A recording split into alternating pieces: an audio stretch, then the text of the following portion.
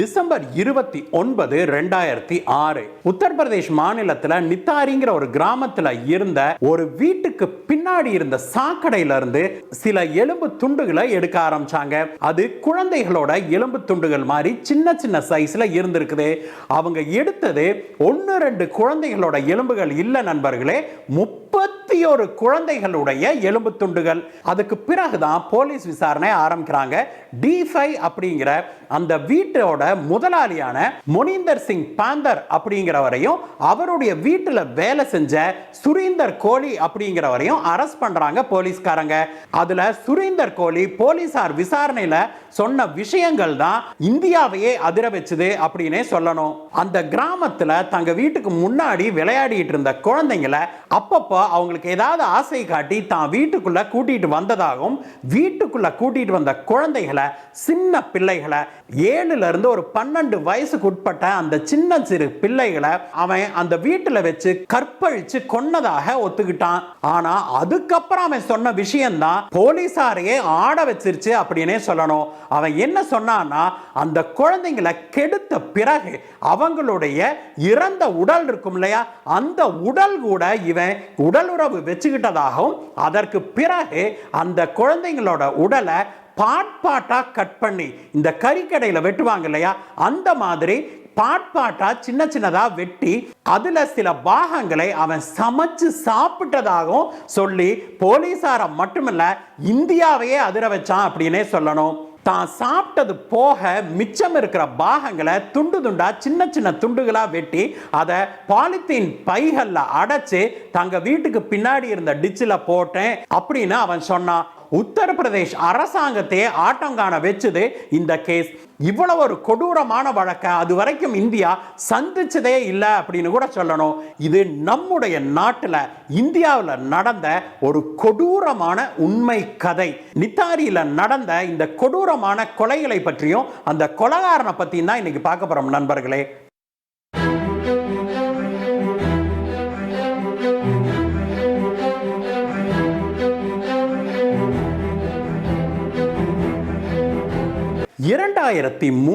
ஆண்டு இந்தியாவுடைய தலைநகரான தில்லிக்கு பக்கத்துல தான் இந்த நித்தாரி கிராமம்ங்கிறது இருக்குது. அந்த நித்தாரி கிராமத்துல அப்பப்போ சில குழந்தைகள் காணாம போயிட்டு இருந்தாங்க. எல்லாமே சின்ன சின்ன குழந்தைகள், ஒரு 7 வயசுல இருந்து ஒரு 12 வயசுக்கு உட்பட்ட குழந்தைகள் தான் அவங்க. அதுல பெண் குழந்தைகள் மட்டும் இல்ல, ஆண் குழந்தைகளும் காணாம போனாங்க. இது ரொம்பவுமே விசித்திரமா இருந்தது ஒரு பக்கம். இன்னொரு பக்கம் என்ன அப்படின்னா, இந்த பெற்றோர்கள் போலீஸ் ஸ்டேஷன்ல போய் கம்ப்ளைண்ட் கொடுத்தாங்கன்னா போலீஸ்காரங்க அந்த கம்ப்ளைண்ட்டை எடுத்துக்கவே இல்லை. அதற்கு காரணம், இந்த குழந்தைகள் எல்லாருமே ஒரு ஏழ்மையான பேக்ரவுண்ட்ல இருந்து வர்றவங்க. அந்த ஊர்ல தள்ளுவண்டி வச்சிருக்கிறவங்க, காய்கறி விற்கிறவங்க, துணிக்கு இஸ்திரி போடுறவங்க அப்படின்னு இந்த மாதிரியான தொழில்களில் ஈடுபட்டவங்க, கூலி வேலையில் ஈடுபட்டவங்க, அந்த மாதிரியான ஏழ்மையில் இருந்த குடும்பத்தை சேர்ந்த குழந்தைகள் அப்படிங்கிறதுனால இதை போலீஸ்காரங்க கண்டுக்கவே இல்லை அப்படின்னு சொல்லப்படுது. பல சந்தர்ப்பங்களில் இவங்க பெரும்பாலும் இந்த புகார்களை வாங்கிக்கவே இல்லை அப்படின்னு சொல்றாங்க. எஃப்ஐஆர் போட்டே ஆகணும்னு யாராவது பெத்தவங்க பிரச்சனை பண்ணாங்க அப்படின்னா உடனே போலீஸ்காரங்க அந்த பெத்தவங்களை பார்த்து, ஓம் புள்ள எவனையோ கூட்டிட்டு ஓடி போயிட்டா, கொஞ்ச நாள்ல வந்துருவா அப்படின்னு சொல்லி இப்படியெல்லாம் அந்த பெத்தவங்களை இழிவுபடுத்தியும் துரத்தி இருக்கிறாங்க. இந்த சமயத்துல தான் அந்த கிராமத்துல ஒரு சம்பவம் நடந்து பெரும் பரபரப்பை ஏற்படுத்துச்சு. ரிம்பா ஹல்தார் அப்படிங்கிற ஒரு 14 வயசு பெண்ணு 2005 பிப்ரவரி 8 காணாம போறா. அவ அந்த கிராமத்துல இருந்த ஒரு தண்ணி டேங்குக்கு பக்கத்துல கடைசியாக விளையாடி கொண்டு இருந்ததாக சொல்லப்பட்டது.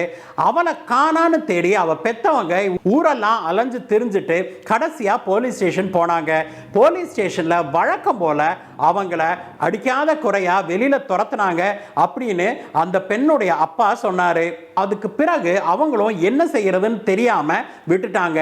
இந்த சம்பவம் நடந்து சரியா ஒரு மாசத்துக்கு பிறகு ஒரு சம்பவம் அங்க நடக்குது. அங்க இருந்த ஒரு தண்ணி டேங்க் கிட்ட அந்த பொண்ணு காணாம போனான்னு சொன்னாங்க இல்லையா, அந்த இடத்துல சில சின்ன பசங்க கிரிக்கெட் விளையாடிட்டு இருந்திருக்காங்க. அப்பொழுது அவங்க அடிச்ச ஒரு பந்து அங்க பக்கத்துல இருந்த ஒரு சாக்கடையில போய் விழுந்திருக்குது. அந்த சாக்கடையில பந்தை எடுக்க போன அந்த சின்ன பையனுக்கு ஏதோ கிடக்கிறது தெரிஞ்சிருக்குது. அங்க ஒரு சின்ன பிளாஸ்டிக் பைய பார்த்திருக்கிறான் அந்த பையன். அந்த பாலை எடுக்க போன அந்த பையன் ஒரு ஆர்வ கோளாறுல அந்த பிளாஸ்டிக் பைய எடுத்து பார்த்திருக்கிறான். அதுக்குள்ள அழுகி போன ஒரு சின்ன கை இருந்திருக்குது. உடனே போலீசாருக்கு தகவல் பறந்திருக்குது. அந்த ரிம்பா ஹல்தாருடைய பெற்றோர்களும் தன்னுடைய பொண்ணோட கைதானோ அப்படின்னு அந்த இடத்துல கூடி இருக்கிறாங்க. அங்க வந்த போலீஸ்காரங்க பிளாஸ்டிக் பையை எடுத்து பார்த்துட்டு, இதெல்லாம் ஒண்ணும் கிடையாது, எல்லாம் கிளம்புங்க கிளம்புங்க, இது ஏதோ ஆட்டையோ கண்ணுக்குட்டியோ வெட்டினதோட ஒரு பாகம் தான், இது எல்லாம் அழுகி போயிருச்சு, இது மனித கையும் கிடையாது ஒண்ணும் கிடையாது, எல்லாம் போய் வேலையை பாருங்க அப்படின்னு துரத்தி விட்டதாக சொல்றாங்க. எவ்வளவோ சொல்லியும் கூட அதற்கு பிறகு அங்க எந்த விதமான இன்வெஸ்டிகேஷனும் நடக்கவில்லை. அந்த சாக்கடை இருந்த இடம் இந்த D5 அப்படிங்கிற அந்த வீட்டுக்கு பின்புறம் அப்படிங்கிறது குறிப்பிடத்தக்கது. அந்த சம்பவம் நடந்த பிறகும் கூட ஒவ்வொரு 15-20 நாட்களுக்கு ஒரு முறையும் அந்த கிராமத்திலேயோ அதை சுற்றி இருக்கிற கிராமங்கள்லயோ குழந்தைகள் காணாம போவது வழக்கமாக தான் இருந்தது. அதற்கு பிறகு ஒரு வருட காலத்துக்கு பிறகு அந்த நித்தாரி கிராமத்தில் இன்னொரு சம்பவம் நடக்குது.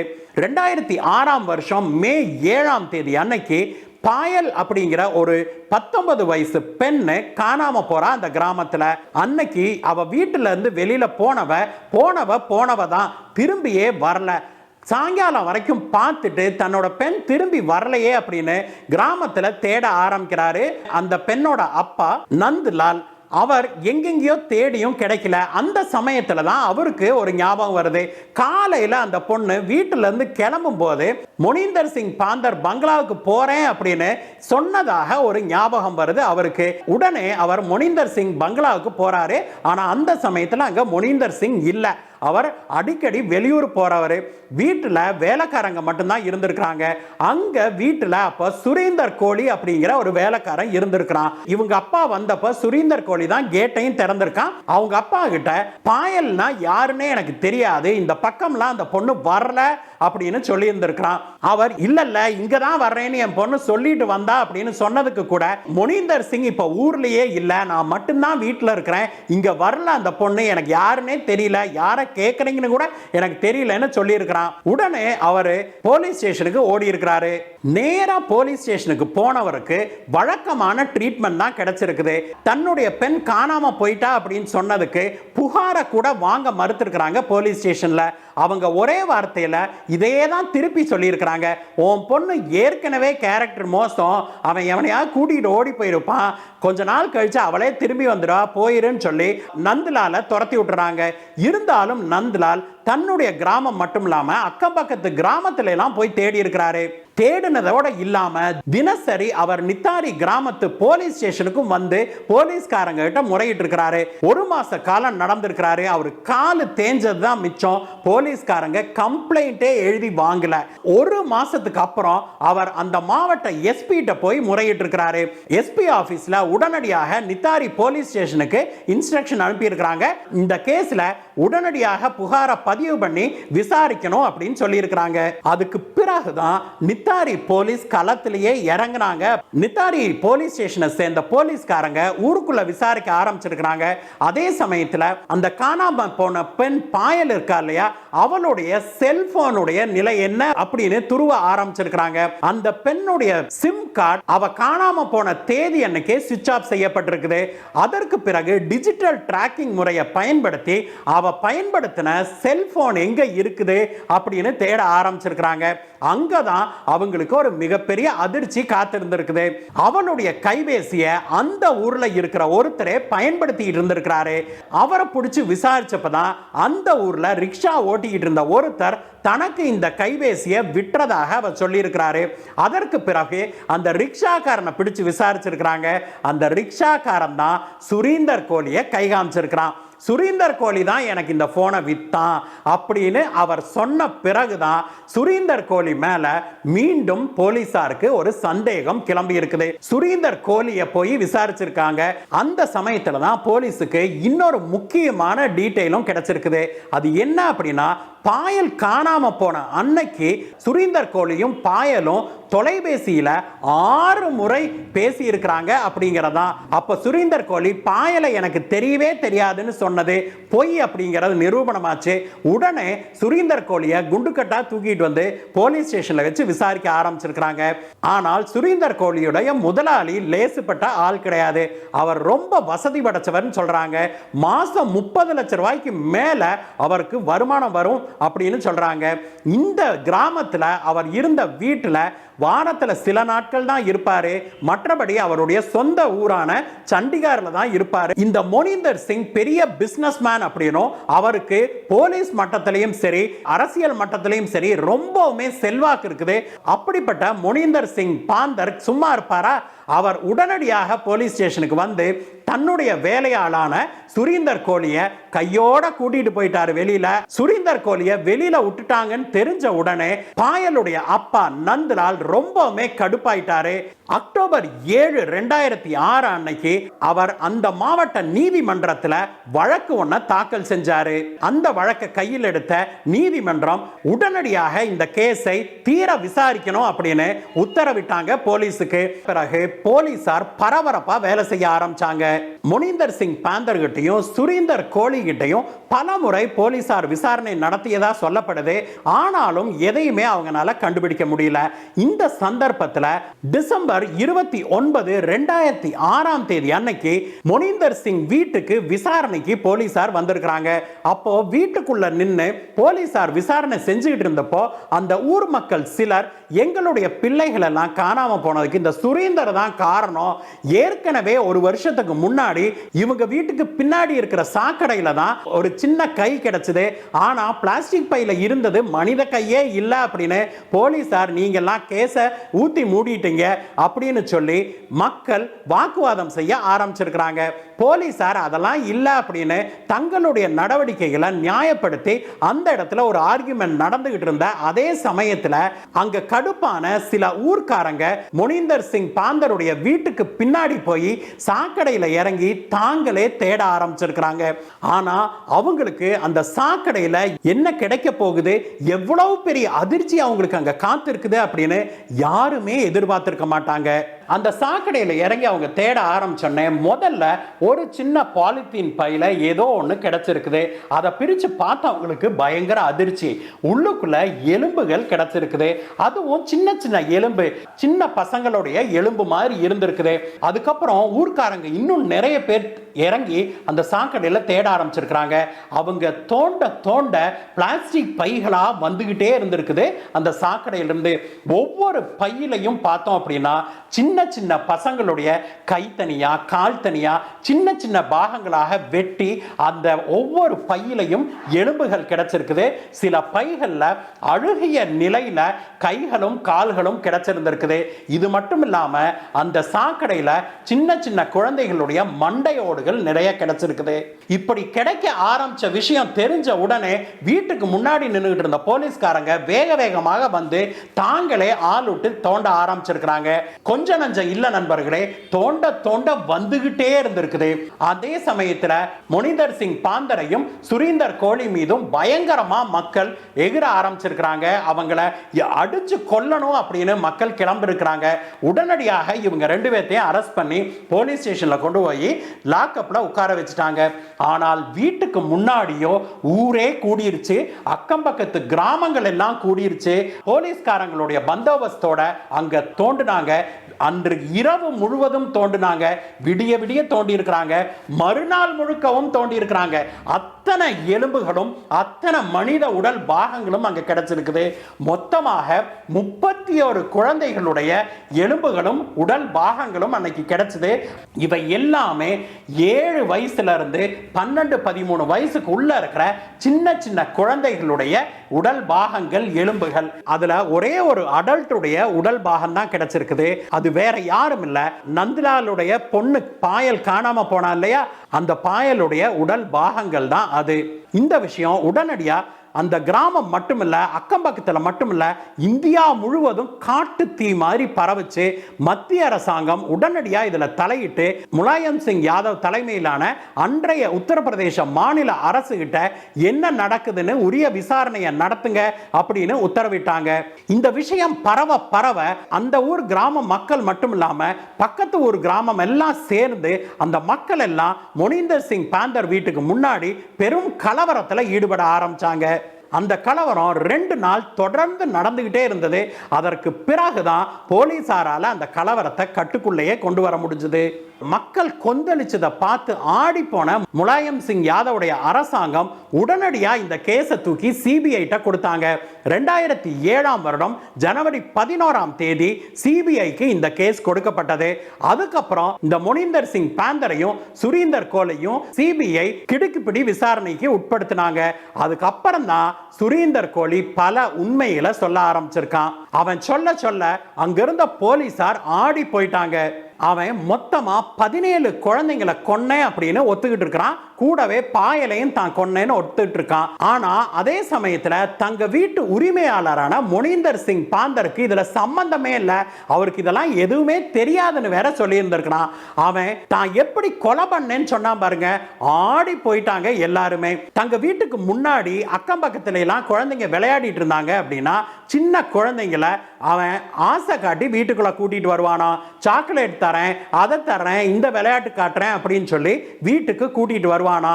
வீட்டுக்குள்ள கூட்டிட்டு வந்து அவங்க வீட்டு ஹால்லையே வச்சு அந்த குழந்தைங்களை கெடுத்து கொன்ன அப்படின்னு சொல்லி இருந்திருக்கிறான்.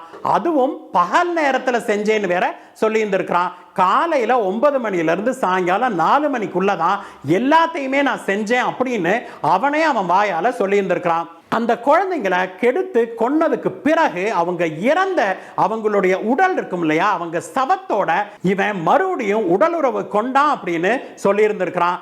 இது கூட பெரிய அதிர்ச்சி இல்லை. அதுக்கப்புறம் அவன் சொன்னான் பாருங்க, அந்த உடலை எடுத்துட்டு அவன் மாடியில் இருக்கிற பாத்ரூமுக்கு போய் அந்த பாத்ரூம்ல வச்சு அதை துண்டு துண்டா வெட்டுவானா. துண்டு துண்டா வெட்டிட்டு அதுல ஒரு சில பாகங்கள் தனக்கு பிடித்த சுவை கொண்ட பாகங்கள்னு வேற அதை சொல்லி இருக்கிறான். அந்த பார்ட்டுகளை மட்டும் எடுத்துட்டு வந்து அவன் சமைச்சு சாப்பிட்டு இருக்கிறான். அவன் சாப்பிட்டதோட இல்ல, அந்த வீட்டில் இருக்கிறவங்களுக்கும் அதை கொடுத்துருக்கிறேன்னு வேற சொல்லி இருந்திருக்கிறான். சமைச்சு சாப்பிட்டுட்டு அதுக்கு பிறகுதான் அவன் திரும்பி பாத்ரூமுக்கு போய் அதை கிளீன் பண்ணுவானா. மிச்சம் இருக்கிற அந்த பாகங்களை சின்ன சின்ன துண்டுகளாக வெட்டி அதை ஒவ்வொன்றையும் பாலித்தீன் பையில போட்டு கட்டி அதை கொண்டுட்டு போய் வீட்டுக்கு பின்னாடி இருந்த சாக்கடையில வீசி இருக்கிறான். ஆனா இன்னொரு மர்மமான விஷயம் என்னன்னா, அந்த சாக்கடையில குழந்தைகளுடைய உடல் முண்டம் இருக்கிறது இல்லையா, அது கிடைக்கவே இல்லை. கை கால்கள் மண்டையோடெல்லாம் கிடைச்சிருக்கு, அதனுடைய பாகங்கள்லாம் கிடைச்சிருக்கு. ஆனா உடலுடைய முண்டம் மட்டும், அதாவது ட்ரங்க் மட்டும் கிடைக்கவே இல்லை. கடைசி வரைக்கும் அவன் அதை என்ன பண்ணுனே அப்படின்னு வாயை திறக்கவே இல்லைங்கிறது இன்னொரு மர்மமான விஷயம் இந்த கேஸ்ல. 2009 வருடம் பிப்ரவரி 13 ஸ்பெஷல் சிபிஐ கோர்ட் கோலிக்கு மரண தண்டனை வழங்குச்சு. ஆனா பாந்தருக்கு அந்த வழக்குல தண்டனை கிடைக்கல அப்படிங்கிறது குறிப்பிடத்தக்கது. 2009 வருஷம் செப்டம்பர் 10 ட்ரையல் கோர்ட்ல நடந்த வழக்குல இன்னொரு தீர்ப்பும் வந்தது. அந்த தீர்ப்பின்படி பாந்தர் மற்றும் கோலி 2 பேர்த்துக்குமே ட்ரையல் கோர்ட் மரண தண்டனை வழங்குச்சு. 2014 வருஷம் ஜூலை 20 இந்தியாவுடைய ஜனாதிபதியாக இருந்த பிரணாப் முகர்ஜி அவர்கள் கோலி அவருக்கு கொடுத்த கருணை மனுவை நிராகரிச்சாரு. அதனால செப்டம்பர் 12 அவனுக்கு தூக்கு தண்டனை நிறைவேற்றுவதற்கான உத்தரவை பிறப்பிச்சாங்க கோர்ட்ல. ஆனால் அதே கோர்ட்ல அவனை தூக்கில இடுறதுக்கு முத நாள் இரவு சரியா இரவு 1 மணிக்கு அவனுடைய மரண தண்டனைக்கு ஸ்டே வாங்கினாங்க. அந்த ஸ்டே இருக்கிறதுனால அதற்கு பிறகு கோலிக்கு மரண தண்டனை கொடுக்கப்படவில்லை. அதுக்கு பிறகு 2017 வருஷம் ஜூலை 24 பிங்கி சர்க்கார் அப்படிங்கிற ஒரு சின்ன பொண்ணை கெடுத்து கொன்ன கேஸ்ல பாந்தர் மற்றும் கோலி 2 பேருக்குமே மரண தண்டனை விதிச்சிருக்காங்க. ஆனா இன்னைக்கு வரைக்குமே 2 பேரையுமே தூக்குல போடல அப்படிங்கிறது குறிப்பிடத்தக்கது. இந்த வழக்கை பொறுத்த வரைக்கும் பல முடிச்சுகள் பல மர்ம முடிச்சுகள் இருக்குது. அந்த வீட்டுல இருந்த வீட்டு உரிமையாளரான மொனிந்தர் சிங் பாந்தர் மற்றும் சுரீந்தர் கோலி 2 பேர்த்த தவிர வேற யாருக்குமே அங்க என்ன நடந்தது அப்படிங்கறதே தெரியல அப்படிங்கறது நம்ப முடியற மாதிரி இல்ல. ஏன் தெரியுமா? மொனிந்தர் சிங் வீட்டுல சுரீந்தர் கோலி மட்டும் வேலை இல்ல, அவனை தவிர மேலும் 3 பேர் வேலைக்கு இருந்திருக்காங்க. சுரீந்தர் கோலி வீட்டு வேலைகளை, சமையலை இதையெல்லாம் பார்க்கிற மாதிரியே அவன் கூட இன்னொருத்தனும் வேலைக்கு இருந்திருக்கான். அவன் பெயர் மாயா சர்க்கார்.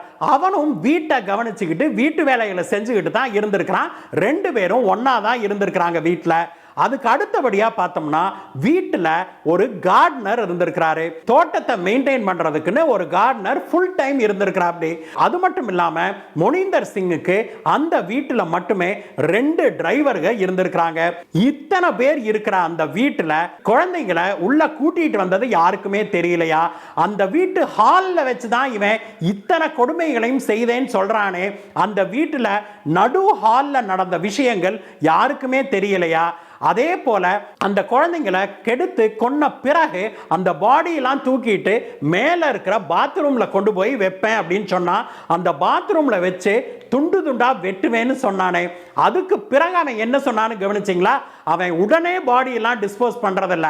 அதுக்கு பிறகு உடல்ல சில பாகங்களை எடுத்துக்கிட்டு வந்து அதை சமைச்சு சாப்பிட்டுட்டு அதுக்கு பிறகு திரும்பி பாத்ரூம் போய் அப்புறம் தான் பாகங்களை சின்ன சின்ன துண்டுகளா வெட்டி பிளாஸ்டிக் பையில போட்டு கட்டுவேன். அதுக்கு பிறகு அந்த பிளாஸ்டிக் பைகளை எல்லாம் கொண்டுட்டு போய் வீட்டுக்கு பின்னாடி இருந்த சாக்கடையில வீசிட்டு வருவேன்.